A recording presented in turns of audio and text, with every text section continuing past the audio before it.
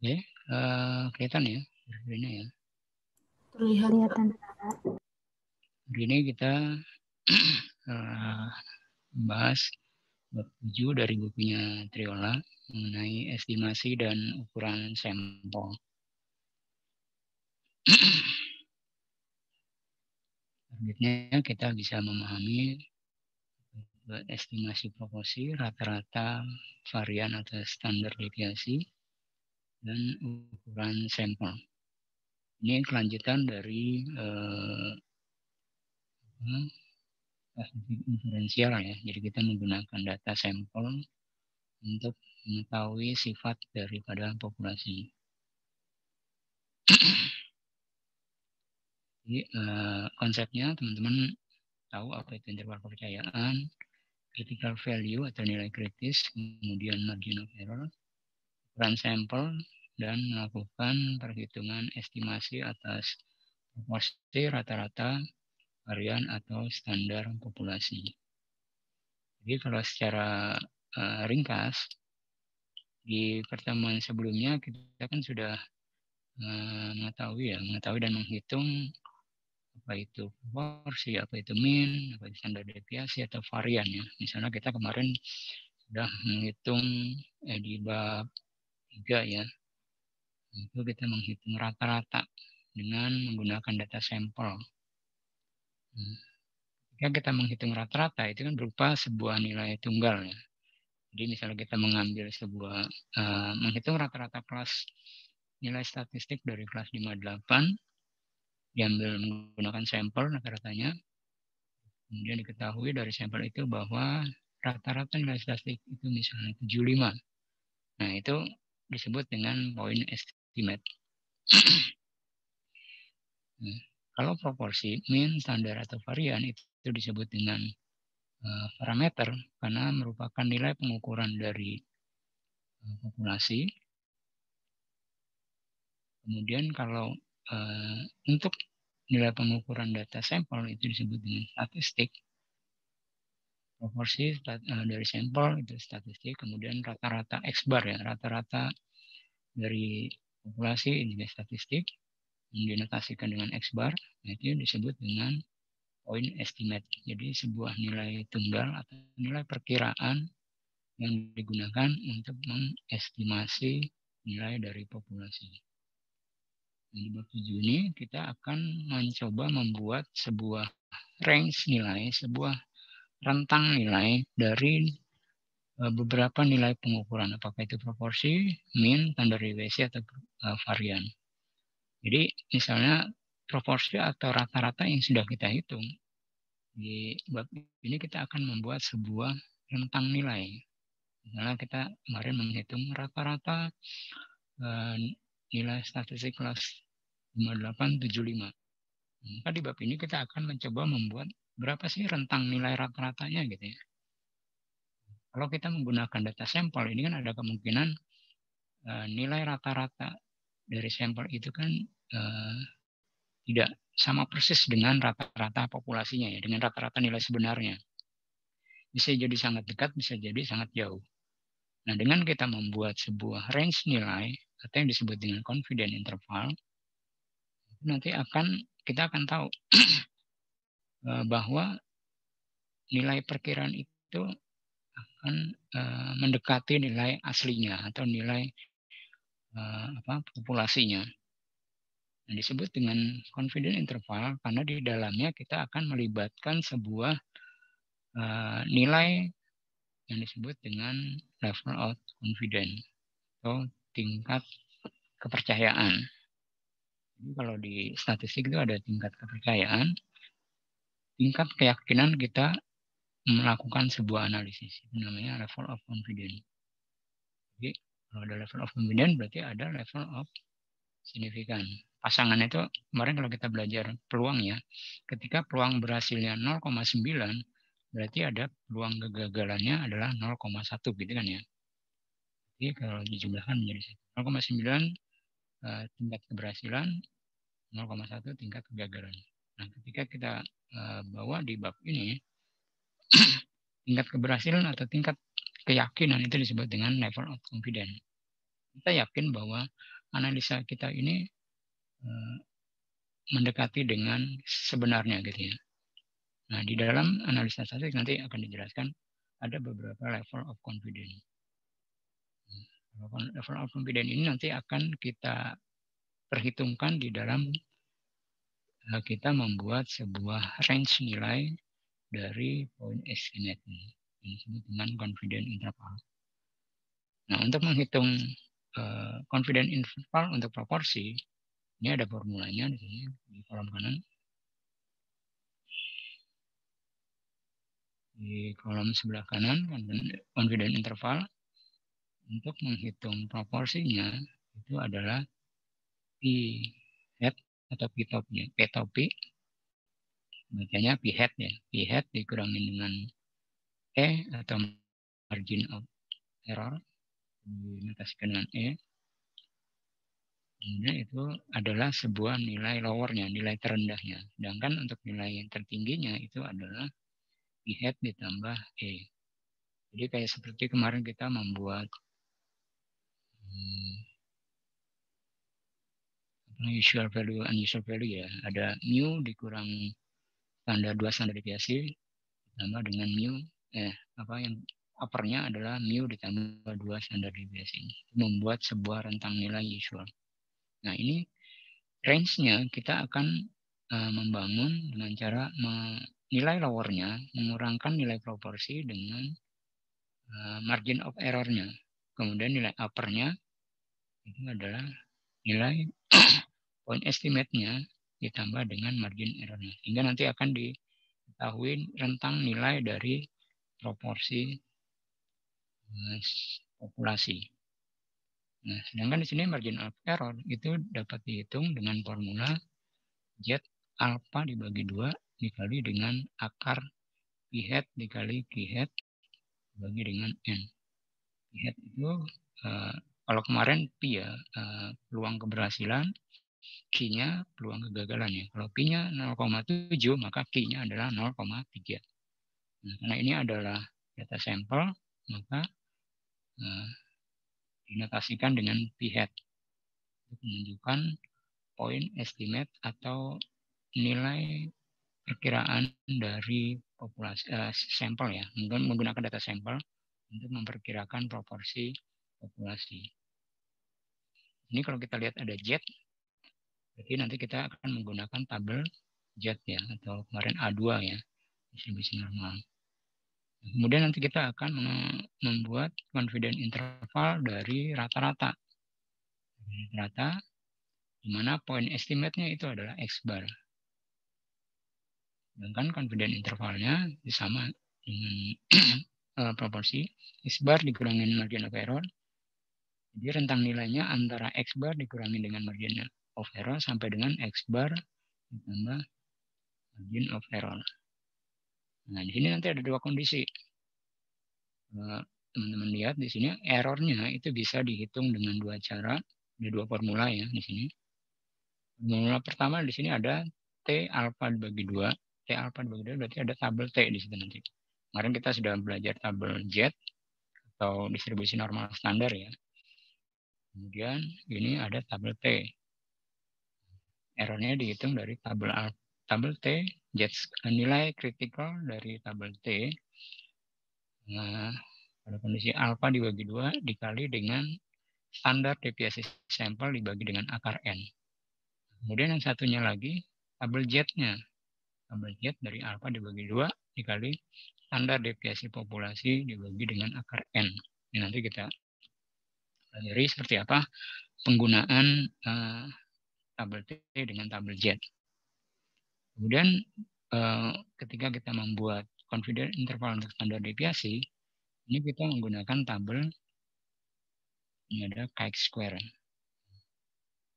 Nilai lowernya itu dihitung dari akar N dikurang 1 dikali standar deviasi dikali varian dibagi dengan chi-square right sebelah kanan. Sedangkan uppernya itu N dikurang 1 dikali varian dibagi dengan chi-square yang left. Jadi nilai kritikal dari chi-square yang sebelah kanan dengan sebelah kirinya. Ini kalau yang standar deviasinya. Kalau yang variannya berarti tidak pakai akar. Jadi nanti ada 4 nilai pengukuran yang akan kita coba buatkan confidence intervalnya atau rentang nilai dari point estimate. Jadi kalau bahasa mudahnya gini, kalau kita ingin mengatakan kepada orang lain nilai rata-rata statistik kelas 58 itu adalah 75 gitu ya misalnya. Nah, 75 itu adalah point estimate, X bar ya. Ini kita lihat X bar, point estimate. Nah, tapi ketika dihitung dengan data sebenarnya, dengan data seluruh mahasiswa, ternyata diketahui rata-ratanya adalah 80 gitu. Nah, berarti kan bisa jadi prediksi kita salah ya. Jauh dari 80, 75. Ini karena terjadi, kan salah satunya bisa saja karena kesalahan sampel ya, sampling of error. Kita salah memilih sampel. Nah, ada baiknya kita mengatakan rata-rata kelas itu dengan bentuk confidence interval. Jadi rentang nilainya.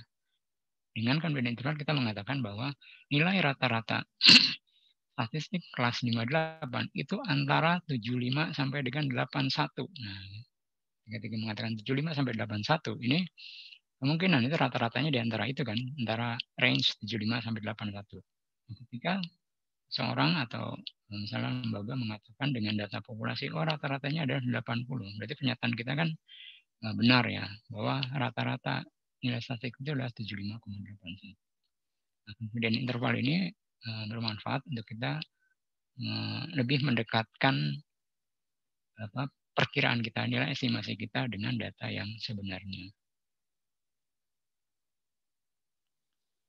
Kemarin sudah kita ketahui bahwa kegiatan utama statistika inferensial itu adalah menggunakan data sampel untuk mengestimasi nilai parameter populasi. Jadi kita menggunakan data sampel untuk mengestimasi, memperkirakan nilai-nilai parameter dari sebuah populasi.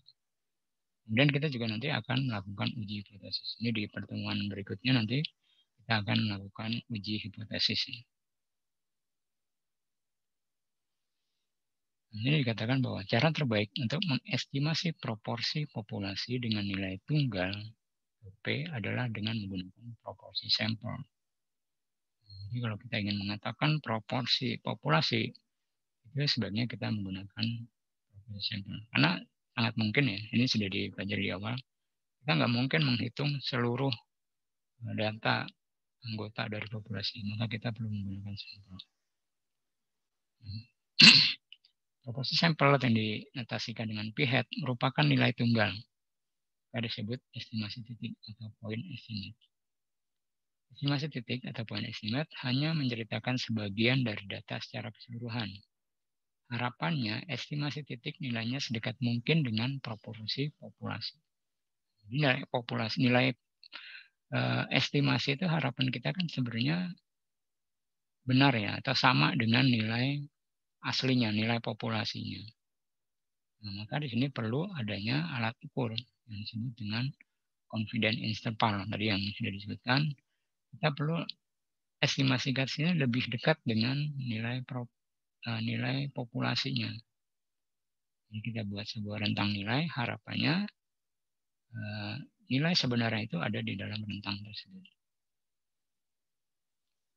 Interval kepercayaan atau confidence interval itu adalah sebuah kisaran nilai yang digunakan untuk mengestimasi nilai sebenarnya dari parameter populasi. Interval kepercayaan dikaitkan dengan tingkat kepercayaan, confidence level atau ada yang menyebutnya level of confidence. Jadi di dalam analisa statistik, yang paling sering digunakan confidence level itu adalah 90%, 95%, dan 99%. Yang paling sering yang mana? Yang paling sering adalah 95%. Kalau misalnya dikatakan confidence level itu adalah 90%, maka alfa yang sesuai itu adalah 0,10. Dari mana 0,10? Kalau kita kemarin belajar peluang, itu kan berarti ada peluang sukses, ada peluang gagal gitu ya. Peluang sukses 0,9, maka peluang gagalnya adalah 0,1. Gitu. Sama di sini. Ketika confidence levelnya adalah 90, maka alfanya adalah 0,10. Alpha ini adalah level of significance. Apa itu level of significance? Level of significance sama juga diartikan dengan tingkat kesalahan yang dapat ditolerir. Jadi ada tingkat keyakinan atau tingkat kebenaran, maka ada tingkat kesalahan yang ditolerir. Ada 90, 95, dan 99 untuk level of confidence. Dan alfanya atau level of significance itu ada 0,1, ada 0,05, ada 0,01.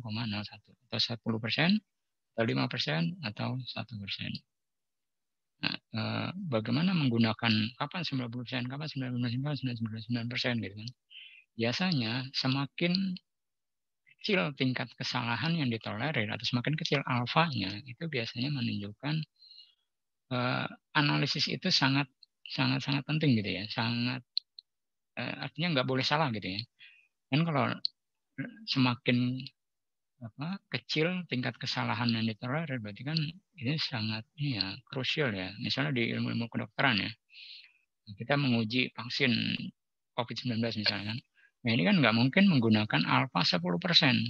Nah ini kan berdampak kepada nyawa manusia kan. Makanya biasanya di ilmu kedokteran itu ujinya menggunakan alfa 1% atau level of confidence 99%.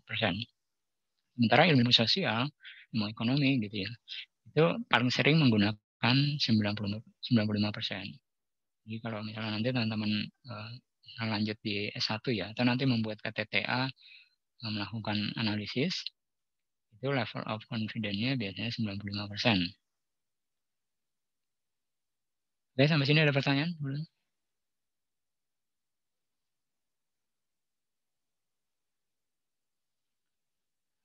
Nah, ini contoh seperti ini. Sebuah survei terhadap 100 orang anak-anak milenial mengatakan bahwa 85% anak-anak milenial tahu tentang Twitter. 80% ini disebut dengan point estimate ya, estimate titik. Tapi tidak memberikan kita indikasi seberapa baik. Nah, kita nggak tahu sebenarnya secara populasi itu berapa persen sih anak-anak milenial yang tahu tentang Twitter, kita kan nggak tahu ya. Kalau misalnya ternyata dihitung semua, benar-benar dihitung nih anak milenial dikumpulin seluruh, ya untuk Indonesia aja dulu ya, untuk Indonesia, kemudian ternyata yang tahu Twitter itu 87% misalnya. Nah, berarti kan analisa kita kurang tepat ya, ini mengatakan 85%. Makanya kemudian kita membuat sebuah range nilai, sebuah range estimasi yang disebut dengan confidence interval. Kemudian kita hitung dengan melibatkan confidence intervalnya, di sini 90%. Kemudian kita mengatakan bahwa, oh ternyata anak-anak milenial yang tahu tentang Twitter itu sekitar 82,8 sampai dengan 87,2%. Jadi kita analisa kita semakin dekat dengan aslinya ya, dengan nilai sebenarnya, dengan nilai populasinya. Kalau misalnya ternyata populasinya itu adalah 87%.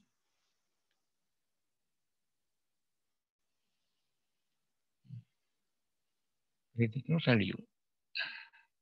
Jadi ketika kita membangun sebuah confidence interval, ini kita melibatkan level of confidence. Jadi ada 3 macam ya, ada 90%, ada 90%, ada 99%. Kalau di soal biasanya disebutkan, langsung disebutkan.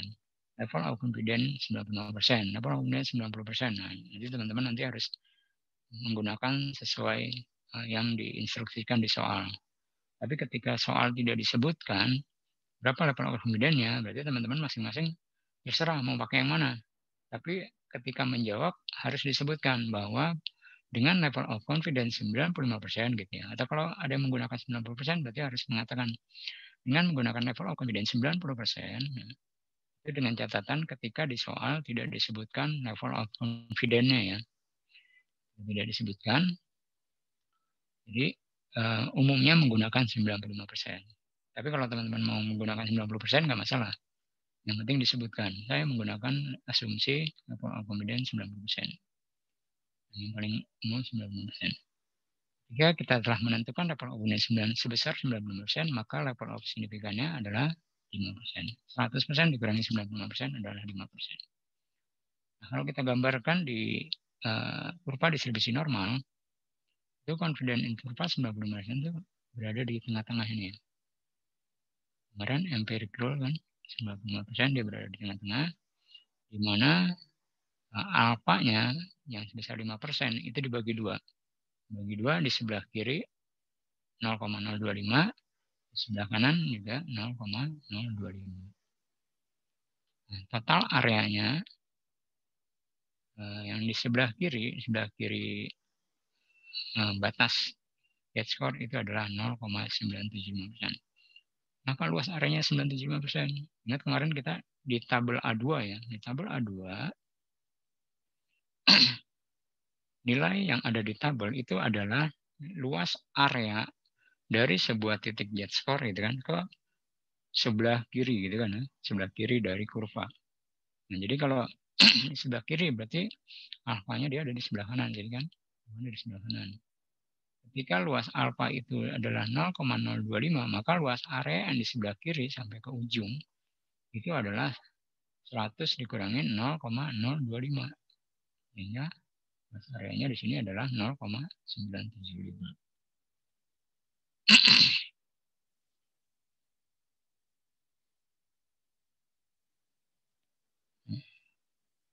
Untuk menghitung atau kita ingin membangun sebuah confidence interval, kita membutuhkan tadi ada margin of error ya. Margin of error dihitung dengan adanya critical value. Apa sih critical value? Critical value ini adalah sebuah angka atau nilai Z-score ya. Kemarin kita sudah mengkonversi nilai X menjadi nilai Z-score. Sementara sekarang kita akan menggunakan nilai Z-score itu untuk menghitung margin of error-nya. Dari mana kita mendapatkan nilai Z-score? Nilai Z-score itu diperoleh kalau kita menggunakan confidence level 90%, level 90%, maka alfanya atau level of signifikannya itu adalah 0,10 atau 10%. 10% tambah 90% kan 100% ya. Katanya kalau menghitung margin of error itu adalah alfa dibagi 2. Alfa dibagi 2, maka satu sisi, kalau Z tadi kurva ini ya, distribusi normal kan. Alfa dibagi 2, maka alfa sebelah kiri itu 0,025 ya kan. Sebelah kanan 0,25. Sementara kalau di tabel distribusi normal standar itu kan luas area dari sebuah titik Z-score ke seluruh area sebelah kiri gitu kan sampai ke ujungnya. Sampai termasuk yang alfanya ini kan di bawah ya. Di bawah semua. Nah, jadi kalau misalnya confidence levelnya adalah 90%, maka alfanya adalah 10%. Kalau alfanya 10%, berarti kalau alfa dibagi 2 itu adalah berapa? 0,05 ya, atau 5%. 5% di luas alfa dibagi 2, maka luas area kurva itu adalah 0,95 kan. Nah, luas alfanya 0,05, maka luas area kurvanya dari titik Z-score ke arah kiri itu adalah 0,95. 0,95 kalau kita lihat di tabel A2 atau tabel distribusi normal itu adalah 1,645. Nah, jadi ketika di soal dikatakan confidence level 90%, maka critical value-nya kita nggak perlu lihat tabel, cukup dihafal ya. Kalau 90% berarti critical value-nya adalah 1,645. Kalau confidence level 95, maka critical value-nya adalah 1,96. 99 itu adalah 2,575. Kalau iseng mau lihat di tabel juga nggak masalah, tinggal dicek aja. Kalau confidence level 95, berarti luas areanya berapa? 0,975. Lihat di tabel A2, 0,975 itu Z-score-nya berapa? Itu 1,96.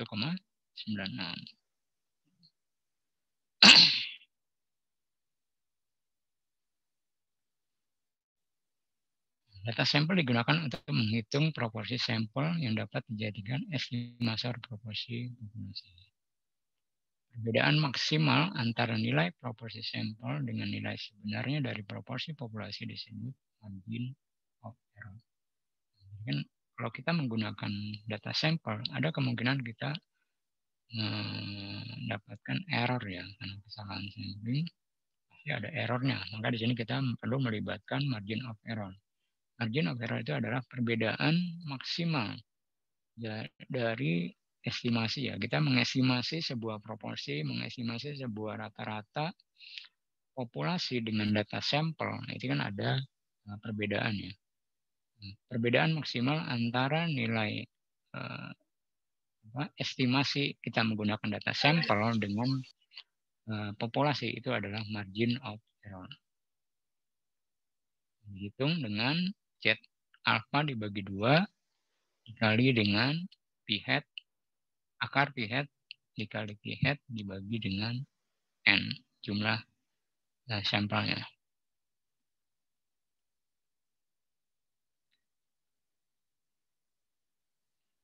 Ini masih bingung atau jelas?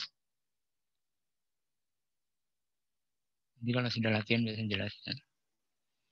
Nah, ini bagaimana kita coba mengembangkan confidence interval atau interval kepercayaan.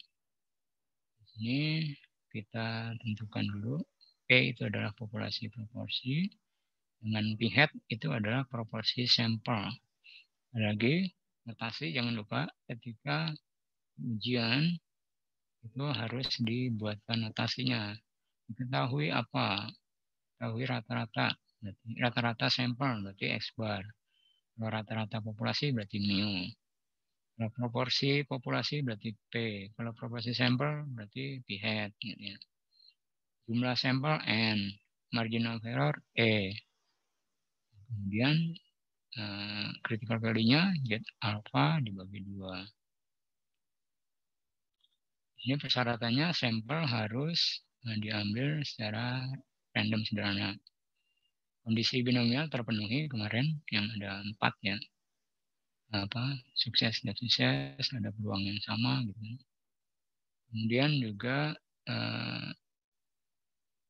NP dan NT harus lebih besar sama dengan 5. Kemudian nanti kita akan buatkan confidence intervalnya dengan P hat dikurangin E dan P hat ditambah E. Dimana E adalah Z score alpha dibagi 2 kali P hat kali P hat bagi dengan N. Untuk desimalnya bulatkan sampai 3 digitnya. Ketika teman-teman menghitung ketemu angka desimal, nah itu dibulatkan sampai 3 angka desimal, 3 digit desimal. Contoh di sini kita coba membuat confidence interval dari sebuah hasil polling ya. Hasil polling sebuah lembaga penelitian mereka melakukan pemilihan secara random pada orang dewasa, 1007 orang dewasa negara Amerika mengatakan bahwa 85% dari 1007 responden tersebut tahu tentang Twitter. Jadi N-nya adalah 1007 dan P hat-nya atau proporsi sampelnya itu adalah 0,85. Temukan margin of error-nya atau E yang sesuai dengan level confidence 95%. Ini sudah disebutkan level confidence adalah 95%. Maka alfanya berapa? Alfanya adalah 5% dibagi 2. Kemudian dengan level of confidence 95%, tentukan confidence interval estimate. Confidence interval estimate-nya. CI, confidence interval estimate. Jadi kita buat rentang nilai populasi, rentang nilai proporsi populasinya. Jadi kalau dikatakan di sini dari 1007 katanya 85% tahu tentang Twitter.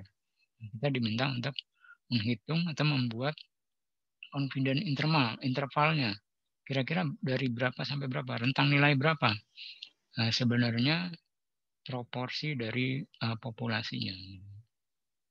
Dan yang C berdasarkan hasil tersebut, apakah kita cukup aman ketika menyimpulkan bahwa 75%, lebih dari 75% masih orang dewasa itu tahu tentang Twitter. Aman nggak kalau kita mengatakan 75% gitu ya? Di sini dari sampelnya adalah 85%. Tapi kita cek dulu berapa rank confidence intervalnya. Di sini kita hitung dulu margin of error-nya. Margin of error dari Z alpha dibagi 2 kali P. Akar dari P hat kali P hat dibagi dengan E. Jadi 95% level of confidence-nya berarti alfanya adalah 5%. Alfa 5% dibagi 2. Jadi yang salah satu sisi dari kurva itu adalah 0,025 gitu kan. Level of significance adalah 5%. Ketika dibagi 2, alfa dibagi 2, maka salah satu sisinya itu adalah 0,025. Satu sisinya di ekor itu adalah 0,025, maka luas area dari sebuah titik jet score ke sebelah kiri itu adalah 0,975. Maka luas area 0,975 kalau kita lihat di tabel itu berada di jet score 1,96. 1,96 dikali akar dari P hat-nya berapa? 0,5. Q hat-nya berapa? 0,15 dibagi dengan N-nya 1007. Maka diketahui margin of error-nya adalah 0,02. Margin error 0,02, maka confidence intervalnya adalah untuk lower-nya. Lower limit-nya itu adalah P hat dikurangin error, margin of error. 0,85 dikurangi 0,02, sedangkan upper-nya 0,85 dikali 0 ditambah 0,02205. Hasilnya adalah confidence interval atau rentang nilai dari proporsi orang dewasa yang tahu tentang Twitter itu berada sekitar antara 0,828 sampai dengan 0,872 atau 82,8% sampai dengan 87,2%. Berdasarkan yang jawab C, kalau kita mengatakan lebih dari 75% orang dewasa tahu tentang Twitter, maka ini dikatakan aman ya. Lebih dari 75 karena sini hasil confidence intervalnya adalah 82 sampai dengan 87.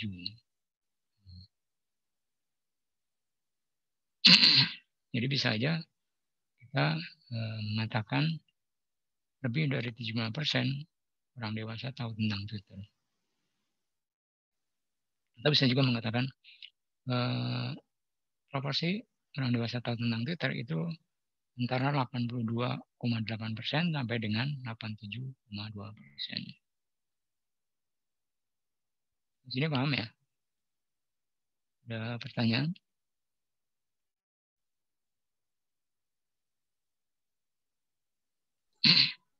Paham, Mbak. Nah ini variasi lain, variasi pertanyaan. Kalau kita sudah mengetahui confidence interval itu adalah 0,82,8 sampai dengan 0,872. Kemudian kalau dibalik pertanyaannya berapa sih proporsi atau point estimate dari proporsi populasi yang tahu tentang Twitter?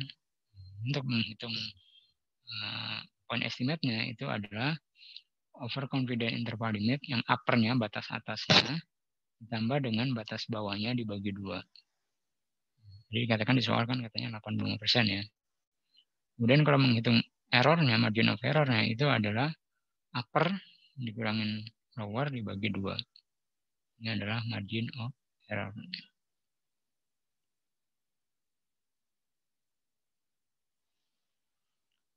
Kemudian kita juga bisa menghitung jumlah sampel ya, jumlah sampel yang diinginkan. Tapi di sini ada dua kondisi. Menghitung nilai ukuran sampel ketika p-hat-nya diketahui atau p-hat-nya tidak diketahui. Sebenarnya di soal disebutkan p-hat-nya diketahui. Tapi kalau tidak diketahui, bagaimana kita menghitung ukuran sampelnya? Gitu ya. Nah, kalau di soal itu diketahui p-hat-nya, tadi kebetulan soal tadi kan diketahui ya, p-hat-nya adalah 85%. maka p-hatnya adalah 0,15%.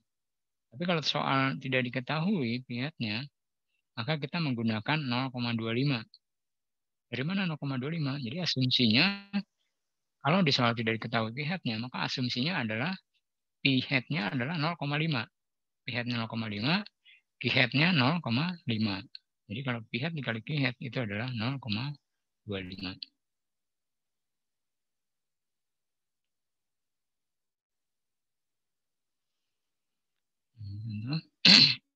Itulah ukuran sampel yang dibutuhkan untuk mengestimasi persentase perolehan suara partai semoga menang dari pemilih terdaftar di sebuah negeri zaman. Dengan asumsi margin of error sebesar 0,03 dan level of confidence sebesar 90%. Nanti disebutkan level of confidence 90%. Berarti alfa dibagi 2 berapa? 5 ya. Kalau alfanya 10%, maka alfa dibagi 2 adalah 5%. Alfa 5%, maka luas area di kurva itu adalah 0,95. Berapa? Ininya 0,95 kalau lihat di tabel A2 itu adalah 1,645.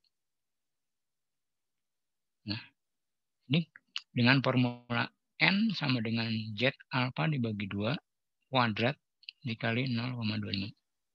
Ini kebetulan headnya kan nggak diketahui ya. Headnya tidak diketahui berapa proporsi ya kan. Proporsi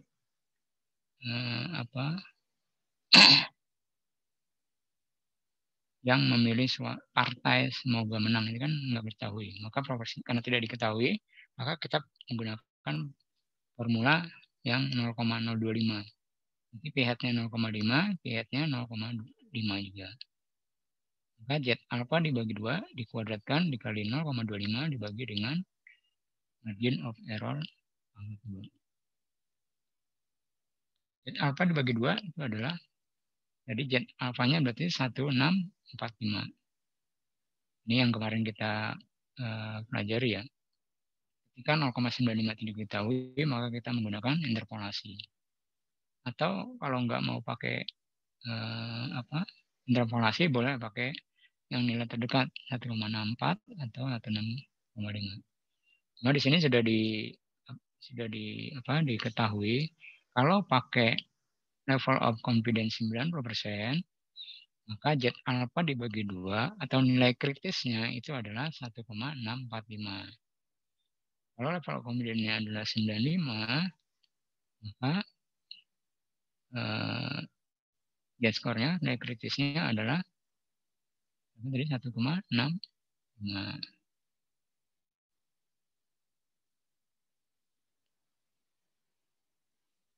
Ini hasil ukuran sampelnya. Sampai sini ada pertanyaan?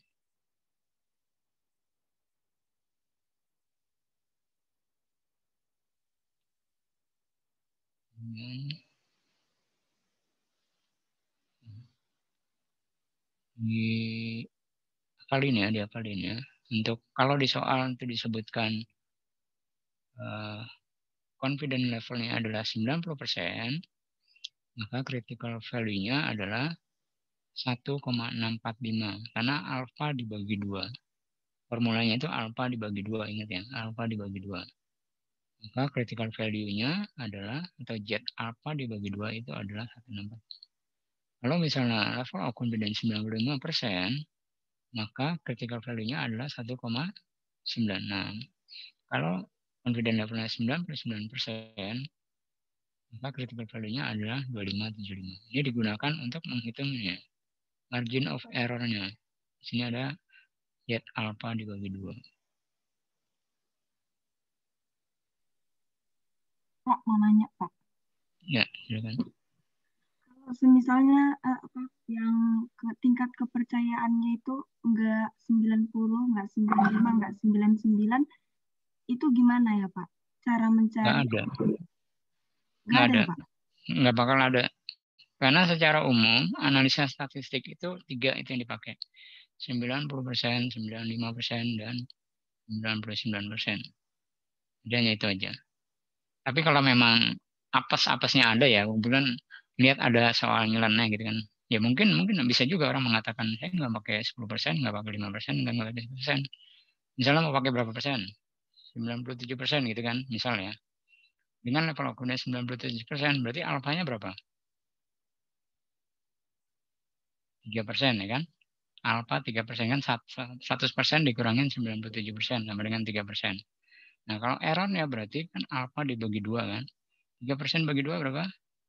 1,5. 0, kan 0,03 ya, 0,15 kan? 0,15 ya, 0,015 ya.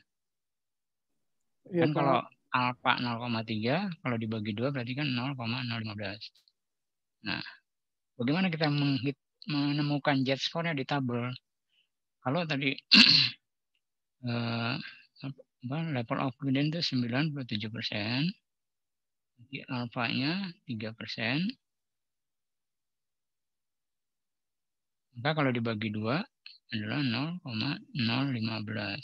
0,015 luas area yang di paling kanan. Kenapa di paling kanan? Karena di tabel distribusi normal itu kan dari sebuah titik jet ke kiri ya, arah kiri. Kalau luas alfa dibagi 2 adalah 0,015, maka luas area kurva itu adalah 0,985. Cari 0,985 di tabel, ketemu nggak? Kalau ketemu, tarik garis antara yang kolom sebelah kiri sama baris paling atas. Nah, itu adalah jet score-nya. Misalnya ketemunya 2, misalnya 2,01, maka jet score-nya adalah 2,01. Ya. Ada, Pak. Ada. Berapa? 2,17. Jet score-nya 2,17. Jadi gitu ya, kalau misalnya ternyata memang ada loh di soal itu dikatakan level of confidence-nya 97% gitu kan. 97% berarti alfanya 100 dikurang 97 sama dengan 3%. Karena error itu dihitungan alfa dibagi 2 ya, di sini kan alfa dibagi 2 kan. Jadi alfanya dibagi 2, 3% dibagi 2 sama dengan 5, jadi berapa? 3% 0,03 jadi 0,015. 0,15 itu luas area yang paling kanan, di ekor paling kanan gitu ya. Ini kan kemarin sini ya, kemarin. Tadi kita lihat kurva. Nah, ini kurvanya kan di sini yang sebelah kanan ini saya lingkaran. Berarti dia 0,015. 0,015. Karena tadi 3%. 0,15 yang di warna merah ini, maka luas area yang ada di tabel itu kan dari titik yang garis warna merah sampai ke arah kiri gitu kan. Kalau luas di sini adalah 0,015, maka luas area kurva adalah 0,0985. Jadi adalah jet score-nya 2,17 ya. Itu adalah alfa dibagi 2-nya. Baru tinggal p-hat kali p-hat. Gitu ya. Jadi kalau di soal nggak disebutkan, teman-teman harus menggunakan salah satu tadi, 3 dari salah satu. Bisa 90%, bisa 95%, bisa 99%. Ada lagi pertanyaan?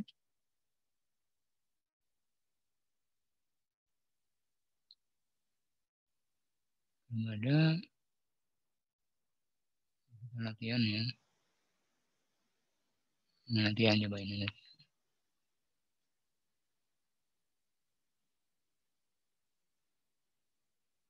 Latihan. Mau latihan dulu atau mau kita lanjut dulu latihannya belakangan?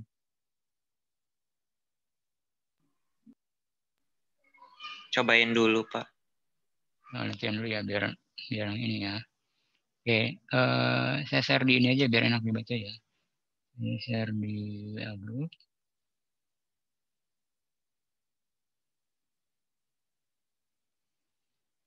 Nanti kita latihan sebentar. Biasa ya kita latihan, kemudian nanti bahas sedikit, kita lanjutkan. Ada pertanyaan sebelumnya? Kita kembali ke WA group. Lagi pertanyaan.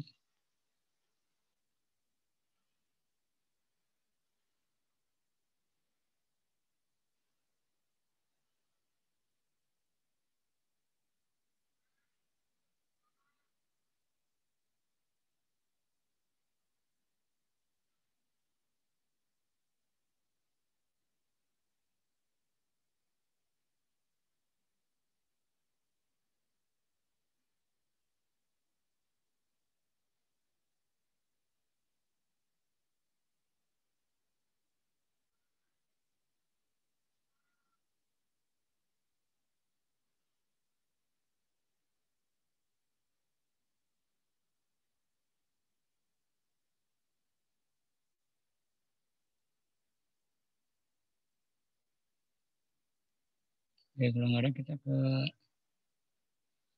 grup aja ya. Grup.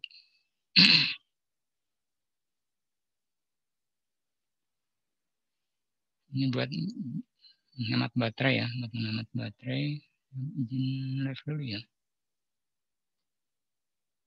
Teman-teman bisa semuanya mungkin ya. Kalau ada yang tetap di sini nggak masalah. Nanti kita kembali lagi ke ruang meeting. Kita latihan dulu di sudah saya share soal latihannya di WA group. Teman-teman akan latihan beberapa menit. Nanti kita bahas lagi.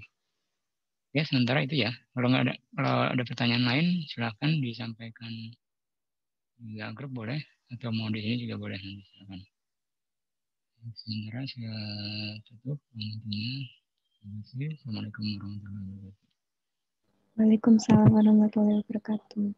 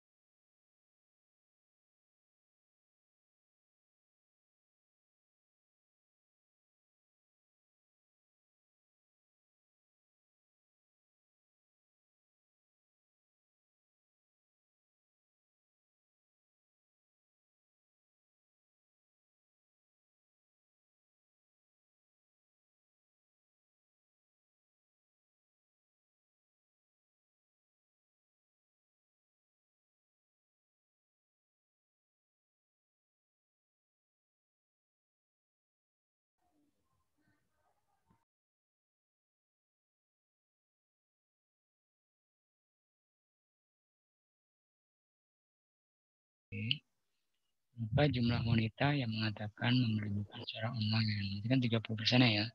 Jadi 30% dari sampel tersebut mengatakan membeli buku secara online. 30% dari 427 adalah berapa? 28?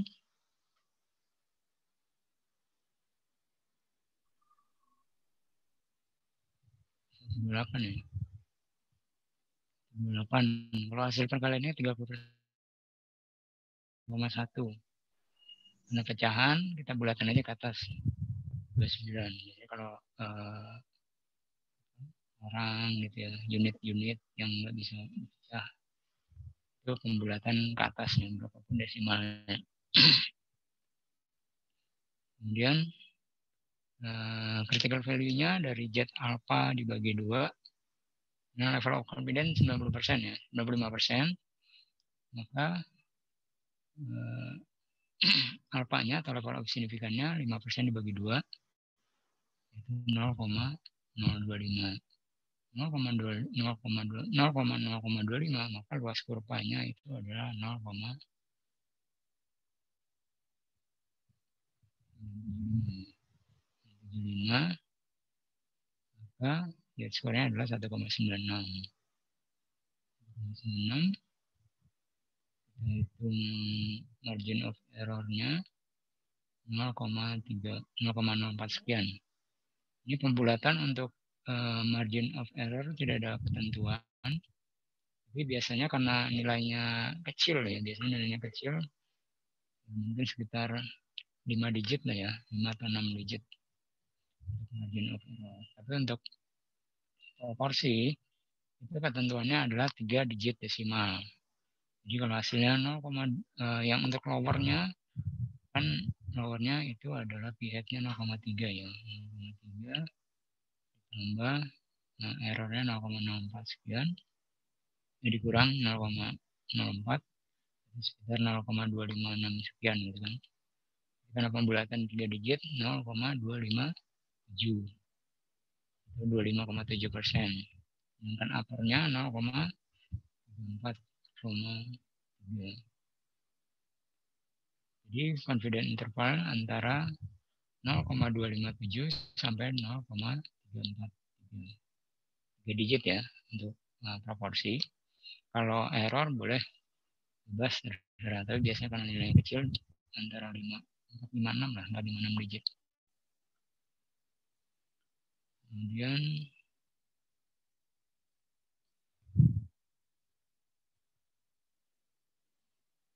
jadi apakah aman kita menyimpulkan bahwa kurang dari 50% wanita membeli buku secara online? Karena tadi rentangnya adalah 25 ya, 25,7 sampai 34,3. Kalau mengatakan kurang dari 50 aman-aman aja, karena di bawah 50.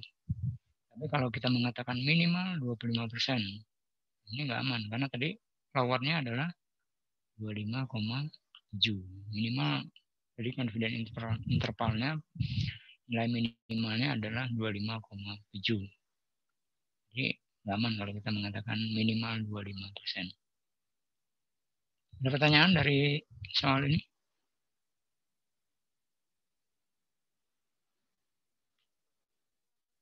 Cukup jelas, Pak. Jelas ya. Teman-teman paham. Nanti kalau masih ada yang belum paham, silahkan ditanyakan di WA atau japri ke saya atau tanya teman-temannya yang sudah paham. Nah, kemudian kita melakukan estimasi atas rata-rata populasi. Jadi proporsi ya. Kita mengestimasi proporsi. Sekarang kita mengestimasi rata-rata. Nah, di sini ada 2 kondisi atau 2 situasi. Di mana yang pertama, standar deviasi dari populasi itu tidak diketahui. Dan yang kedua adalah standar deviasi populasi diketahui. Nanti di soal harus dicermati. Ini standar deviasi populasinya diketahui atau tidak gitu ya. Ini perlakuannya berbeda. Kalau tidak diketahui pakai apa, kalau diketahui pakai apa. Nah, dalam kita melakukan atau membangun sebuah confidence interval, ini kita lihat dulu ada sebuah pertanyaan. Apakah standar deviasi populasinya diketahui?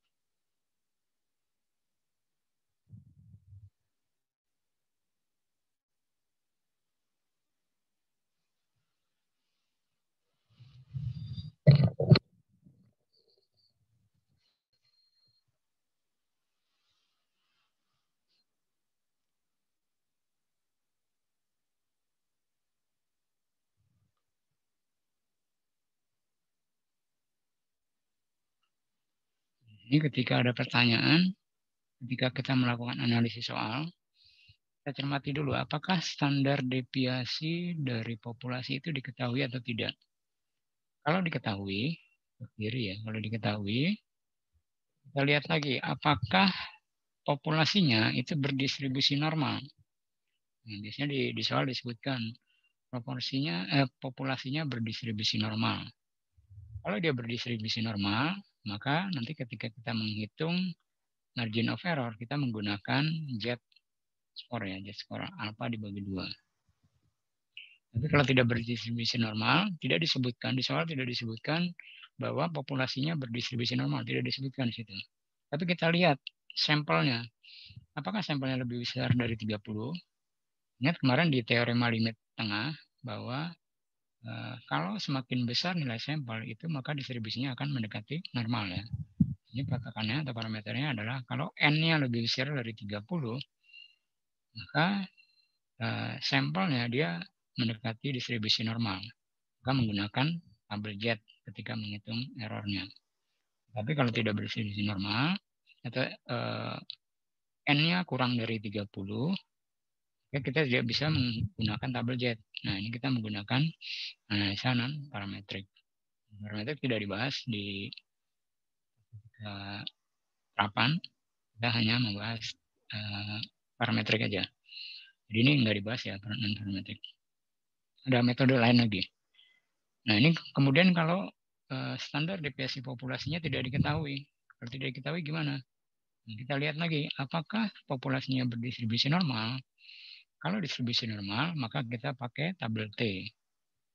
Tapi kalau tidak berdistribusi normal, kita lihat jumlah sampelnya. Kalau lebih besar dari 30, karena mendekati distribusi normal, maka menggunakan tabel T. Tapi kalau kurang dari 30, kita menggunakan non-parametrik. Nah, jadi secara garis besar, kalau standar deviasi populasinya tidak diketahui ini biasanya, maka kita menggunakan tabel Z dengan syarat N-nya lebih besar dari 30 atau disebutkan bahwa populasinya itu berdistribusi normal. Kita menggunakan tabel Z. Tapi kalau tidak diketahui, kita menggunakan tabel T untuk menghitung margin of error-nya.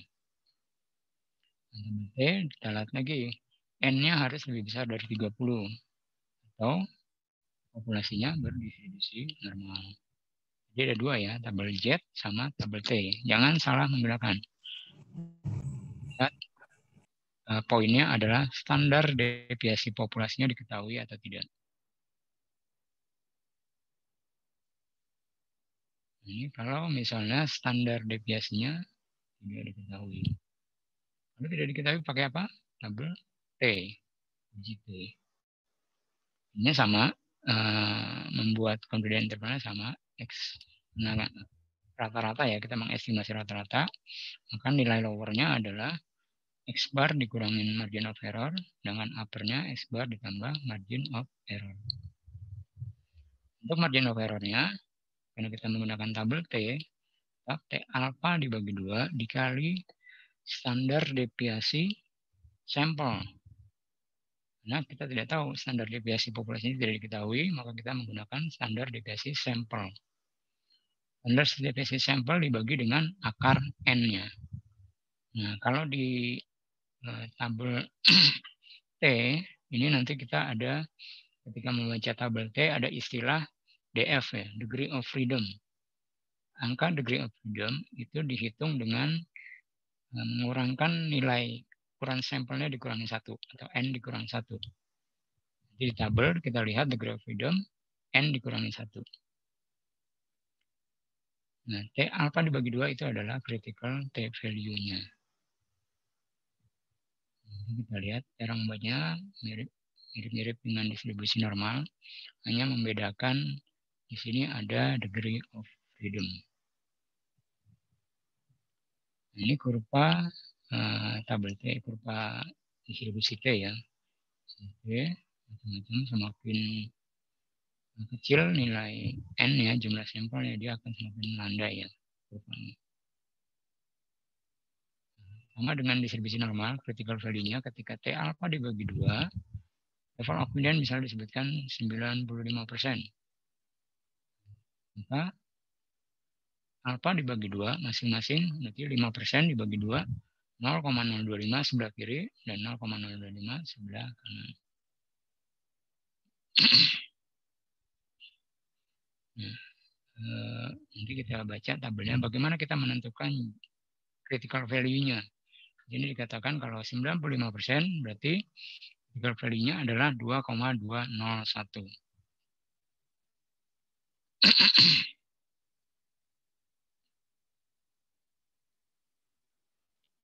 Ini contoh. Menemukan critical value dari T. Sebuah sampel ukuran N sama dengan 12 dari sebuah sampel yang diambil secara acak pilih dari sebuah populasi berdistribusi normal. Nah, ini disebutkan populasinya berdistribusi normal. Meskipun N-nya lebih kecil dari 30,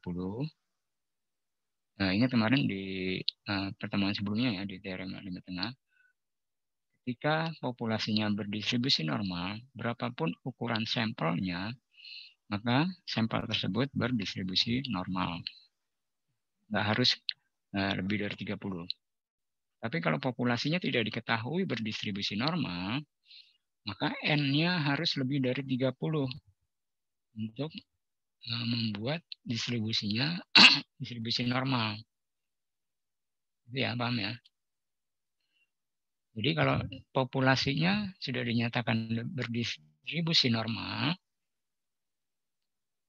maka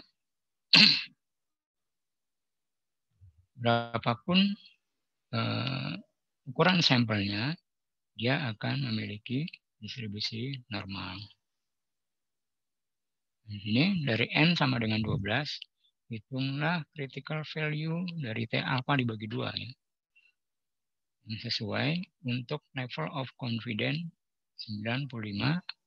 Jadi level of confidence 95%. Level of confidence 95%, maka T alpha dibagi 2 adalah 0,025 ya. Jadi alpanya 5% atau 0,05 dibagi 2 jadi 0,05. Ingat kalau di sisi kirinya itu adalah 0,025. Lihat di tabelnya dulu ya. Tabel T. Ini teman-teman bisa lihat. Saya lupa naruh tabel di sobat tadi.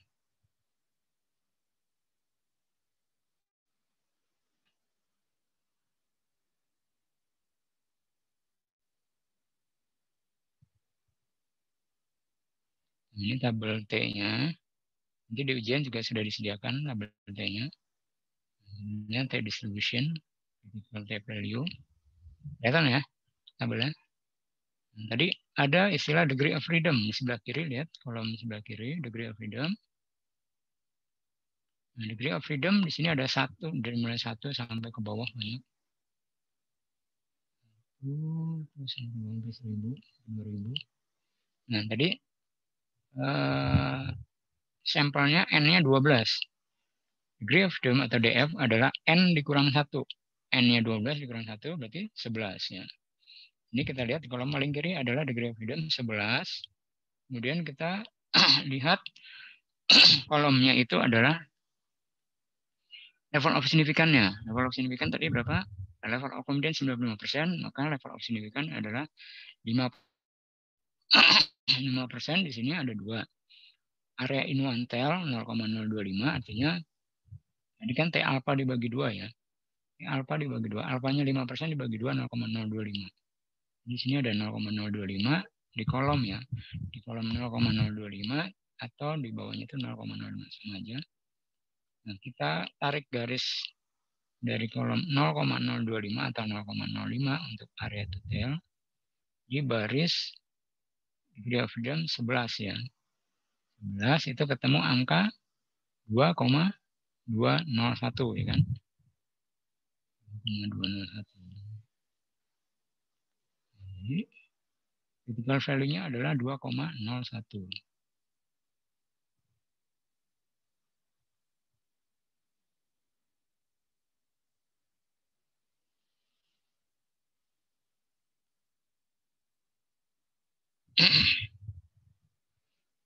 Jadi N-nya sama dengan 12.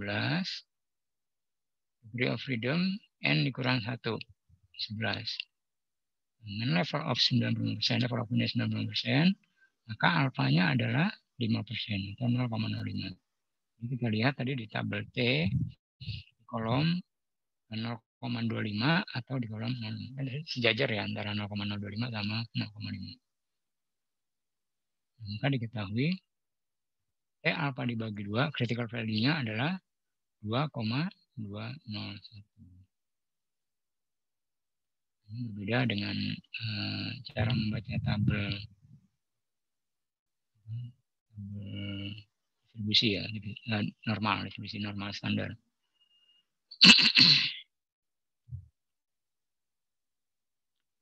Nah, bagaimana kita membuat confidence intervalnya untuk mengestimasi rata-rata populasi? Jadi pertama kita verifikasi dulu 2 persyaratan. Kemudian kalau misalnya standar deviasi tidak diketahui, kita menggunakan tabel T. Tabel T dengan degree of freedom N dikurang 1.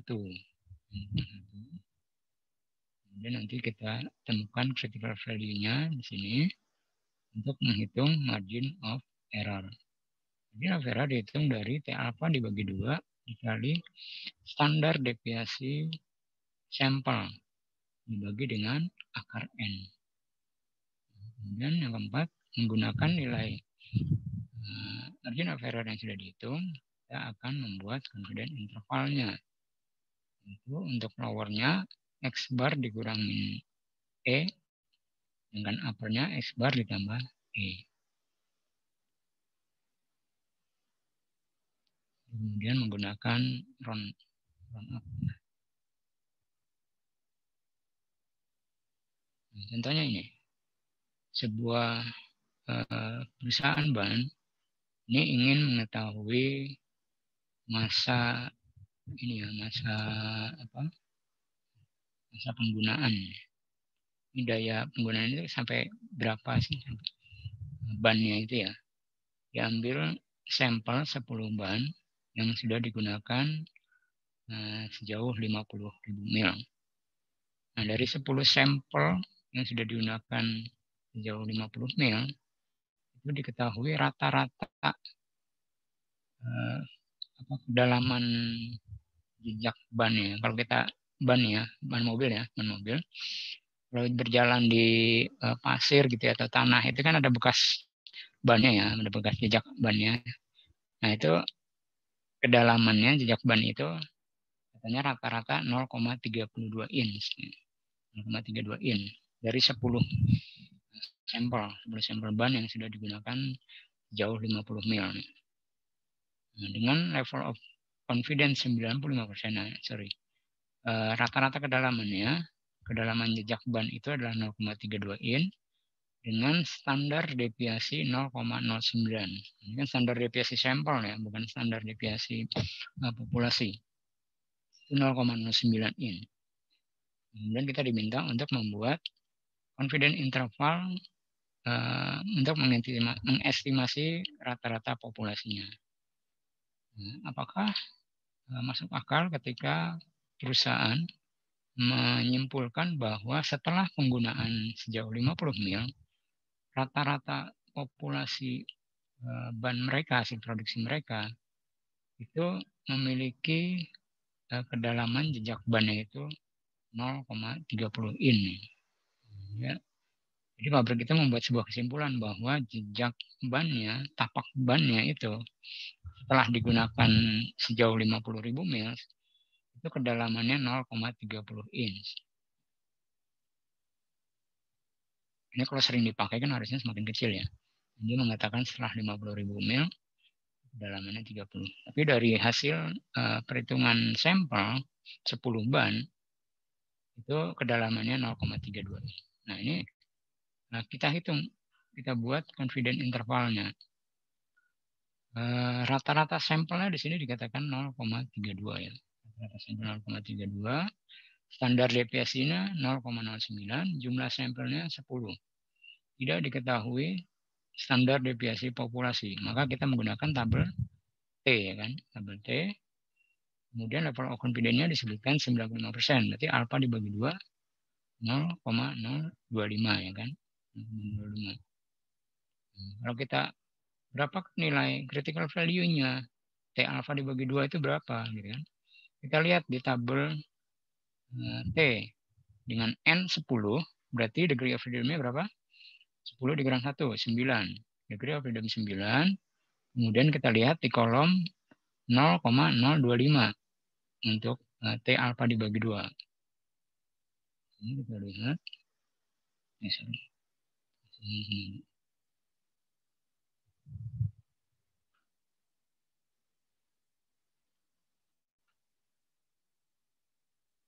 Nah, di sini kalau degree of freedom 9, kemudian confidence intervalnya atau level of confidence-nya 95%. Kalau di tabel ada 0,025 sama 0,5 ya.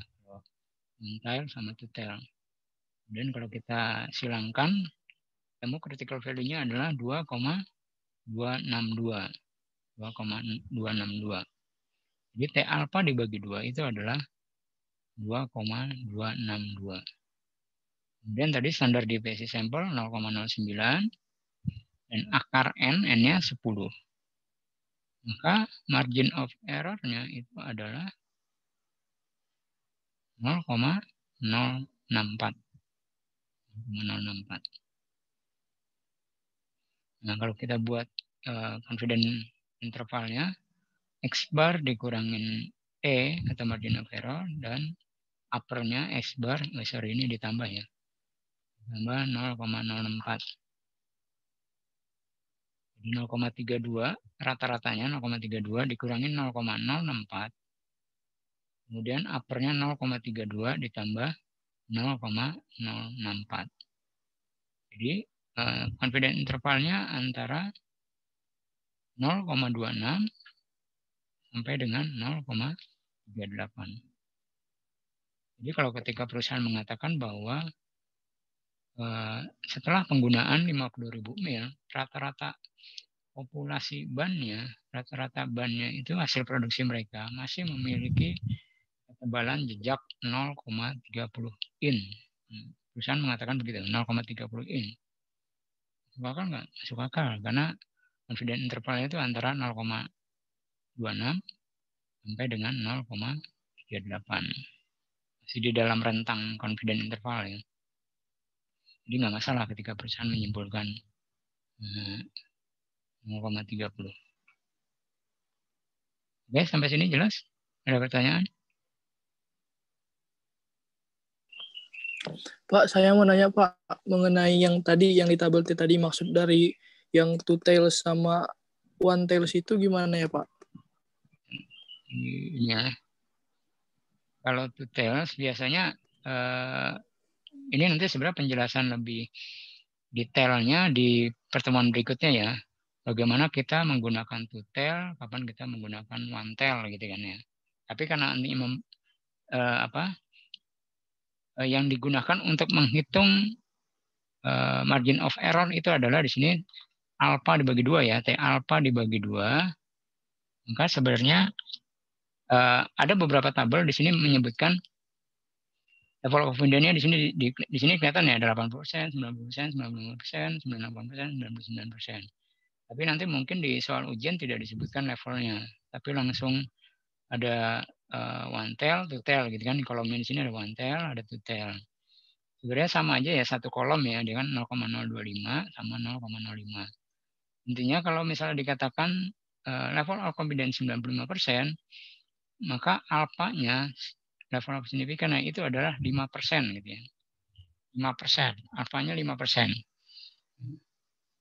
5% itu kalau ini penjelasannya sebenarnya nanti ya di pertemuan berikutnya.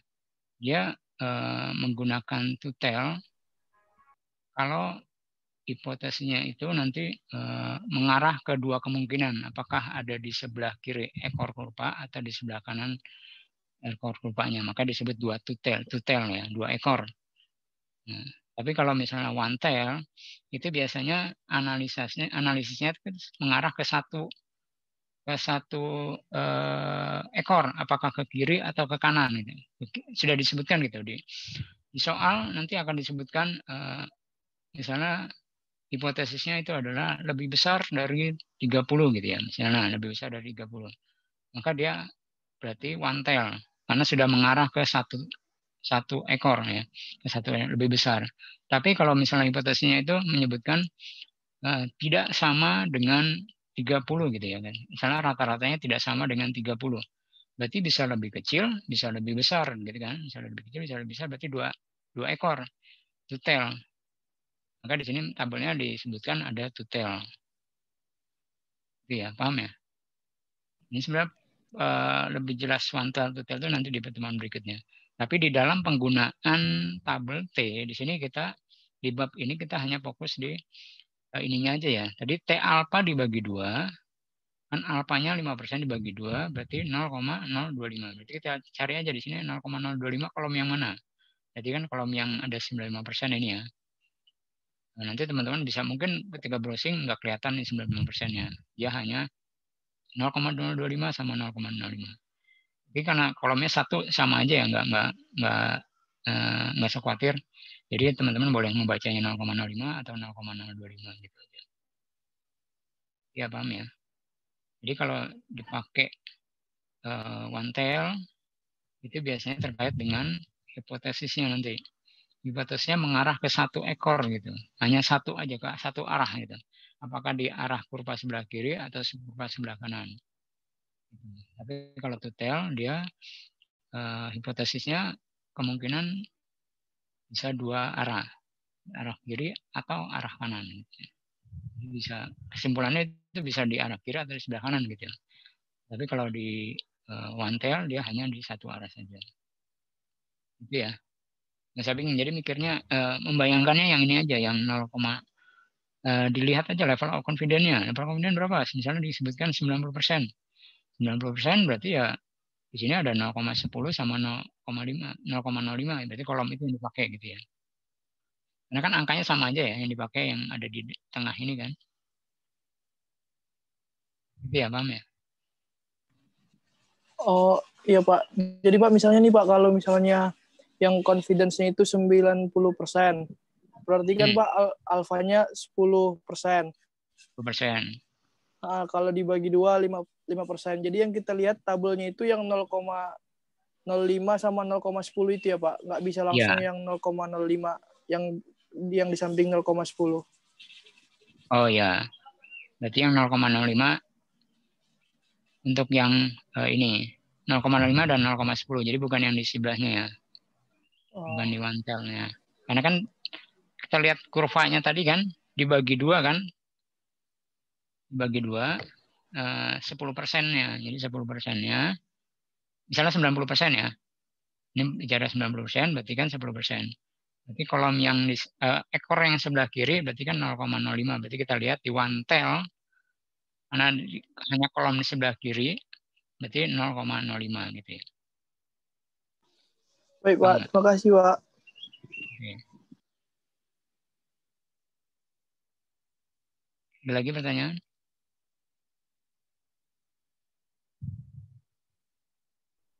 Pak, berarti Pak kalau yang T schedule itu Pak bedanya ke jet score itu T schedule itu ada DF-nya ya Pak? Ya, kalau pertama kita lihat dulu ya, di soal itu biasanya disebutkan enggak standar deviasi populasi ya. Jangan di situ disebutkan ada standar deviasi sampel, ada standar deviasi populasi. Kalau dua-duanya disebutkan berarti kita pakai tabel jet. Tapi kalau misalnya hanya disebutkan standar deviasi sampel berarti kita pakai tabel T. Kalau tabel T di sini kita ada degree of freedom, DF gitu kan, degree of freedom. Degree of freedom itu dihitung dari N dikurang 1.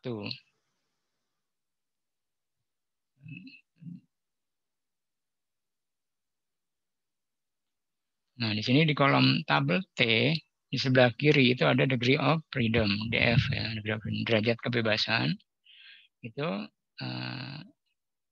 dihitungnya dengan N dikurang 1. Jumlah sampelnya 10 dikurang 1, 9. Jadi DF-nya 9. DF-nya 9, kemudian kita cocokkan dengan kolomnya level of confidence-nya berapa persen. Di sini 95%. Kolomnya kemudian kita tarik garis dengan DF9 itu adalah 2,262. Bedanya tabel T ada degree of freedom. Gitu ya. Ada lagi pertanyaan?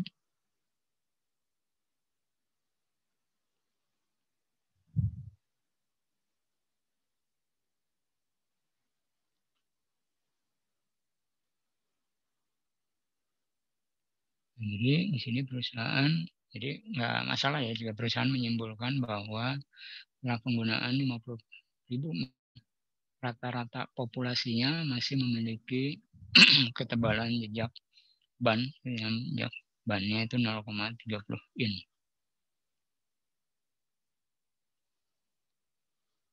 Ini hapus. Kita menghitung point estimate dan errornya, margin of error dari confidence. Jadi kalau misalnya sudah diketahui confidence intervalnya, untuk menghitung point estimate-nya atau X-bar-nya atau margin of error-nya, itu upper confidence limit ditambah lower confidence limit bagi 2. Sementara untuk error-nya, upper confidence limit dikurangin lower confidence limit bagi 2.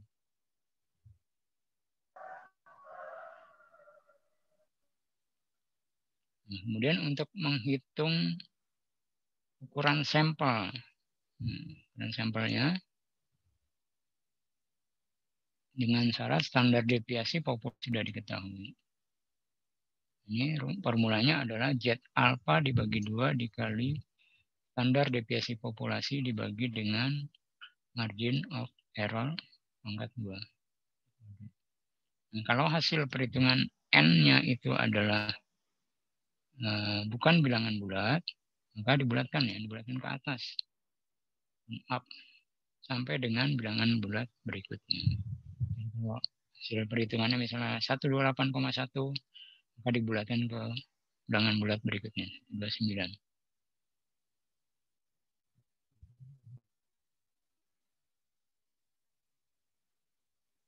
Nah,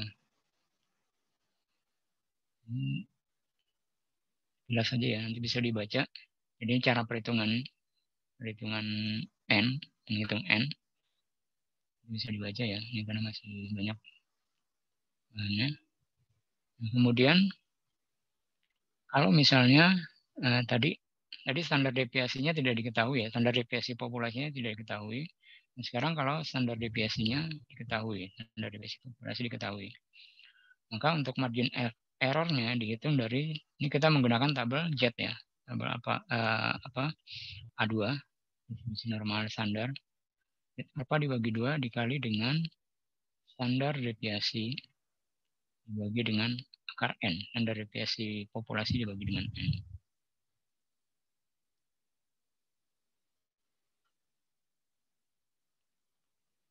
Ini nanti bisa sekalian aja di akhir nanti ya, biar nggak bolak-balik. Selesaikan materi. Kemudian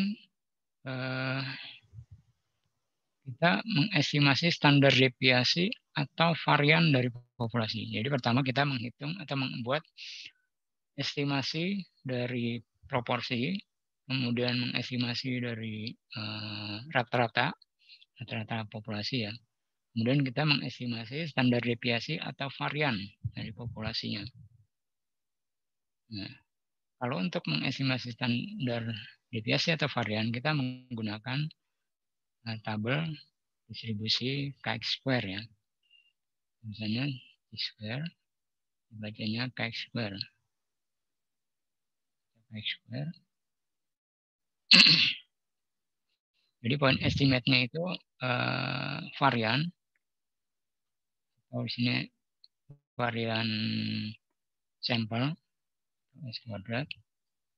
Sementara kalau populasi sigma kuadrat. Untuk standar deviasi itu notasinya S kecil. Sementara kalau populasi itu sigma. Kalau sampel S kecil, kalau populasi sigma. Kemudian kita buat confidence interval untuk mengestimasi standar deviasi populasi dengan menggunakan tabel distribusi chi-square. Distribusi chi-square ini kita nanti akan mengetahui berapa nilai critical value dari chi-square.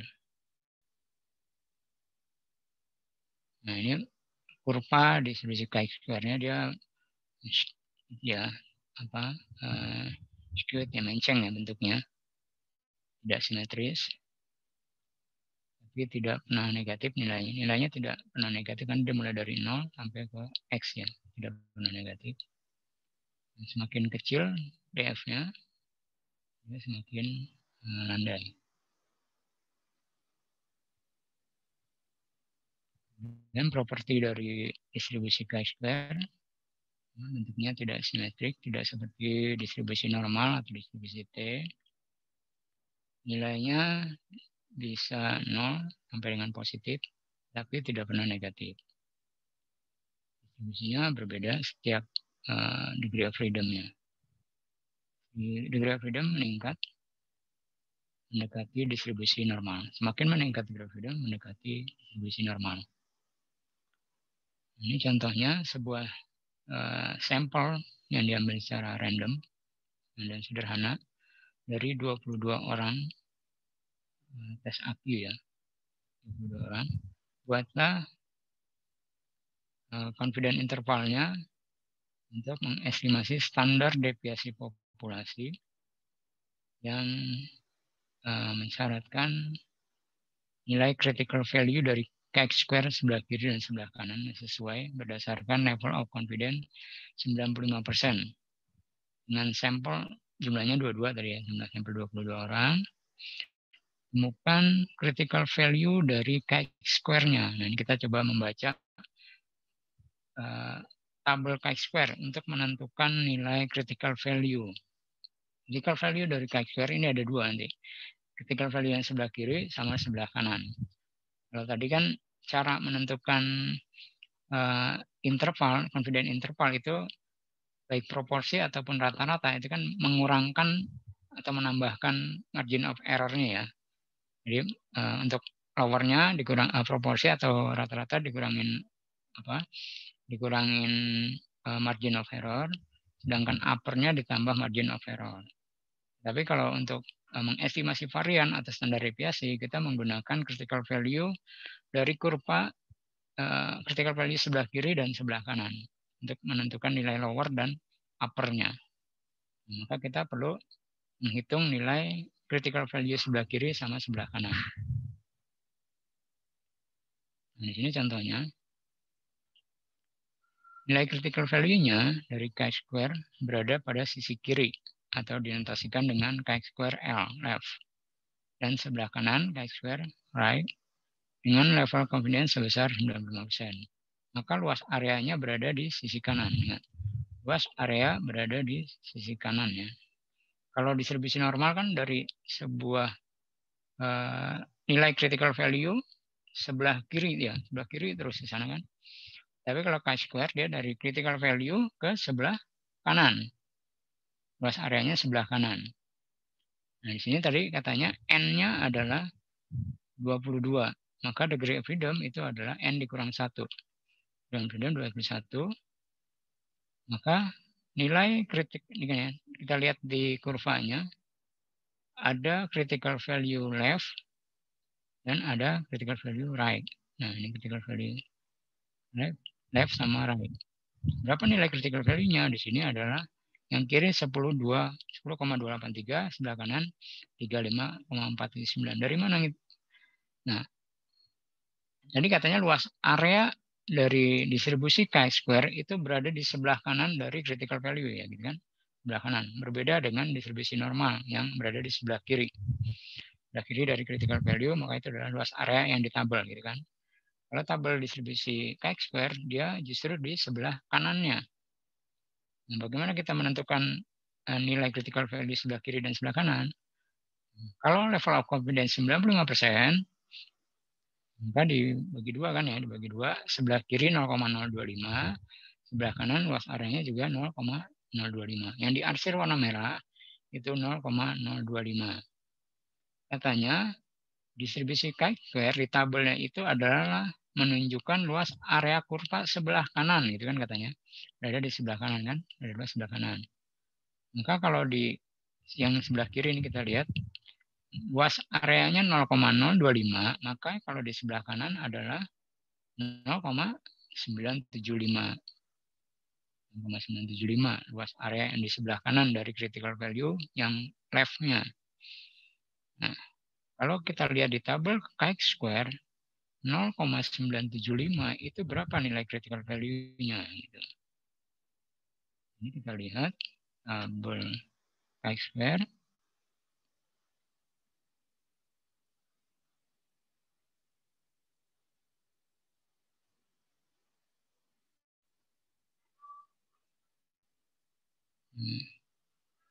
Jadi degree of freedom-nya 21 ya. N-nya 22, maka 22 dikali 1 sama dengan 21. Di sebelah kiri degree of freedom 21. Kemudian kolom yang kita gunakan adalah tadi berapa? Yang sebelah kiri, karena luas area itu adalah di sebelah kanan. Kan? Tabel distribusi chi-square itu menunjukkan luas area sebelah kanan kurva gitu kan. Kanan kurva. Maka kita lihat di sini berapa luas area sebelah kanannya? Itu 975. Di sini kita lihat di baris atas, di header-nya di situ ada 0,975 ya. 975.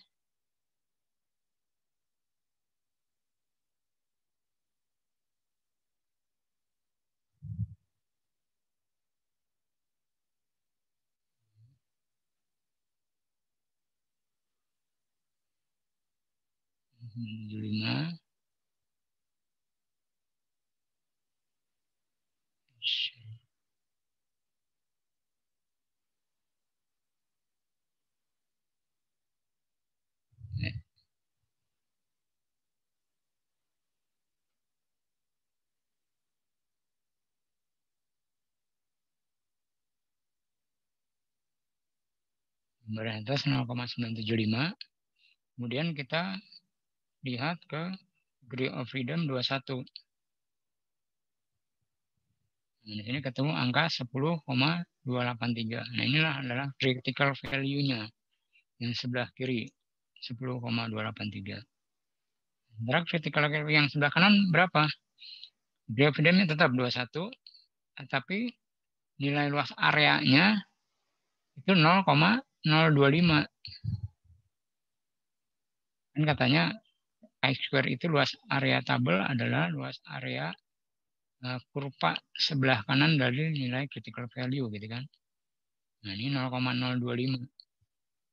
Kolom 0,25 kalau kita tarik garis ke baris 21 degree of freedom, maka critical value sebelah kanan adalah 35,479. Jadi ada dua ya, yang sebelah kanan 35,479, sebelah kiri 10,283.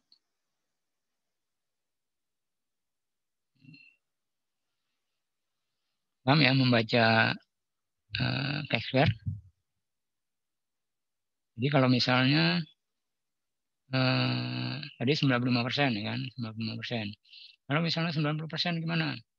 Kalau 90% berarti alfanya berapa? Alfanya 5%, alfanya 10%.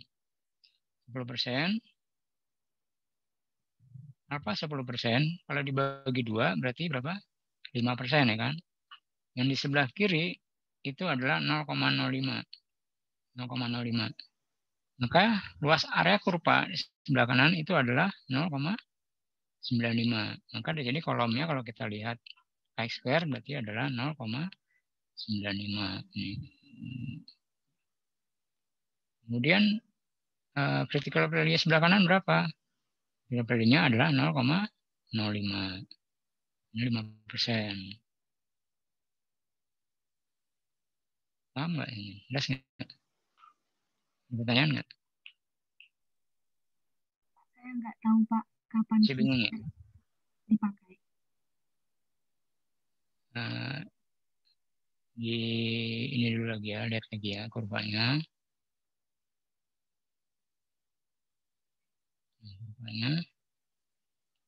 Kurva chi-square, ya ulang ya, kurva chi-square itu kan ada 2 ekor ya, yang sebelah kiri ini yang warna merah, sebelah kiri sama sebelah kanan. Lalu pertanyaan, kalau di soal disebutkan level of significance itu adalah 95%, maka alfanya berapa? 5%, ya kan? Alfanya 5%, kalau dibagi 2, itu adalah 0,025 sebelah kiri dan sebelah kanan 0,025. Nah, kalau di tabel distribusi normal, luas area nilai area yang ada di tabel itu menunjukkan luas area dari nilai critical value ke arah kiri gitu kan, ke arah kiri kurva. Nah, kebalikan dari chi-square, dia justru yang ada di tabel itu adalah nilai sebelah kanannya, sebelah kanan dari critical value. Nah, kalau tadi critical value di sini luas areanya katanya yang warna merah sebelah kiri itu adalah 0,025, maka luas area yang di sebelah kanan, luas kurva sebelah kanan sampai terus ke ujung ekor ya. Jadi diabaikan dulu yang 0,025 sebelah kanannya. Sampai ujung ekor itu adalah 1 dikurangi 0,025 sama dengan 0,975. Maka di tabel distribusi chi-square, kolomnya yang kita lihat adalah 0,975 untuk menentukan critical value yang ada di sebelah kiri. Sementara critical value yang di sebelah kanan, di sini 35,49, itu dilihat dari kolom yang 0,025. Katanya T alpha dibagi 2 itu kan 0,025 kan. Kenapa 0,025? Karena tabel chi-square itu kan dari critical value, dari titik critical value di sini ke arah sebelah kanan. Nah, ini sudah disebutkan luas area yang warna merah itu adalah 0,025. Maka critical value-nya adalah 35,49. Ini baru kita menemukan nilai critical value dari kurva chi-square sebelah kiri dan sebelah kanan. Ini baru critical value-nya aja. Nah, bagaimana kita membuat confidence intervalnya? Nah, confidence interval ini dihitung untuk varian. Untuk varian berarti N dikurang 1 dikali dengan standar deviasi atau varian dibagi dengan critical value yang sebelah kanan. Critical value sebelah kanan. Sementara uppernya itu dibagi dengan critical value yang sebelah kiri. Jadi dibalik. Jadi lowernya itu N dikurang 1 dikali standar deviasi pangkat 2 atau varian dibagi dengan nilai critical value sebelah kanan. Sementara uppernya itu dibagi dengan critical value lowernya. Kalau dihitung variannya berarti tinggal di akar kuadrat ya. Nah, varian itu kan akar kuadrat dari standar deviasi. Sorry, itu balik. Standar deviasi akar dari varian. Nah, ini misal buah tes AQ dari 22 tadi ya soal yang tadi ada 22 orang belajar acak, standar deviasinya 14,3. Hitunglah interval kepercayaan estimasi standar deviasi populasi dengan tingkat kepercayaan 95%. Nah, kita diminta untuk membuat confidence interval untuk mengestimasi standar deviasi populasi dengan tingkat kepercayaan 95%. Jadi sudah diketahui bahwa critical value yang sebelah kiri itu adalah 10,283, sedangkan yang sebelah kanan 35,479. Maka dengan formula ini menghitung standar deviasi, jadi N dikurang 1 dikali varian dibagi dengan yang sebelah kanan ya, critical value sebelah kanan, dengan uppernya dibagi dengan critical value sebelah kiri. Kemudian nanti diakarkan, maka standar deviasinya adalah antara 11 sampai dengan 20,4. Jadi kalau dari 22 sampel tes AQ orang, itu standar deviasinya katanya 14,3 ya dari sampel 22. Nah, tapi confidence intervalnya yang kita bangun itu adalah antara 11 sampai dengan 20,4 standar deviasinya. Ya, ini karena waktunya juga sudah habis, sorry. Oke, ada pertanyaan nggak? Yang penting bisa dulu membaca tabel dulu ya, membaca tabel. Kalau formula kan bisa tinggal memasukkan aja. N-nya berapa, N sudah ada di soal, N kurang 1. Kemudian S itu standar deviasi. Kalau S kuadrat berarti varian. Kemudian kalau menghitung lower limitnya, itu dibagi dengan Chi-square yang right. Sementara kalau yang uppernya dibagi dengan yang critical value sebelah kiri. Oke, ini bisa kalau masih bingung nanti dibaca-baca lagi slide-nya di sobat tadi.